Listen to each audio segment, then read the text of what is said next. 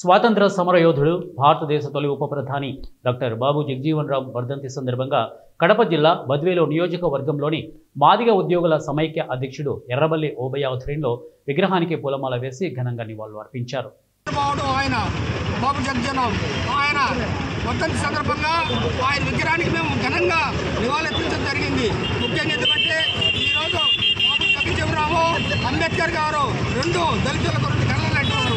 అందులో ముఖ్యుడు బాబు జగజీవన్ రామ్. అంబేద్కర్ రాజ్యాంగం రాసి ఆ రాజ్యాంగాన్ని అమలుపరిచిన మహావేత్త, ఆర్థిక సూర్యవంతుడు, ఆయన విద్యావేత్త అయినటువంటి బాబు జగజీవన్ రామ్ గారి వర్ధంతి సందర్భంగా మేమంతా దళిత ప్రజా సంఘాలు, ఎంబీఎఫ్, ఎంఆర్పీస్ అందరూ కూడా ఆయనకు ఘనంగా నిర్వహించడం జరిగింది.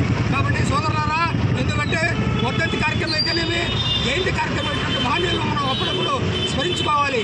ఎందుకంటే బడుగు బలహీన వర్గాలకు ఎన్నో కార్యక్రమాలు చేసిన మహనీయులను మనం స్మరించుకొని ఆయన అడుగుజాలలో నడవాలని చెప్పేసి ఆయన చెప్పిన సూత్రాలను మనం తప్పగా పాటించాలి. వర్గంగా మనము బాబు జగజీవన్ రామ్ను గుర్తించుకోవాల్సినటువంటి అవసరం ఉంది.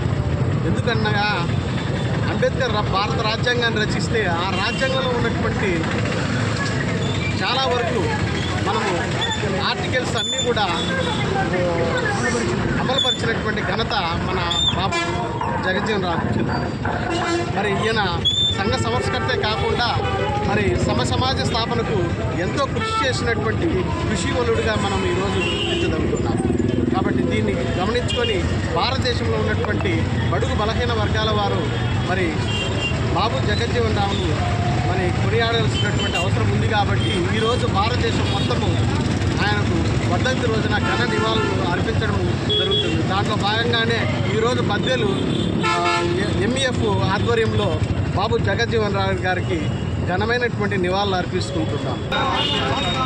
ఈరోజు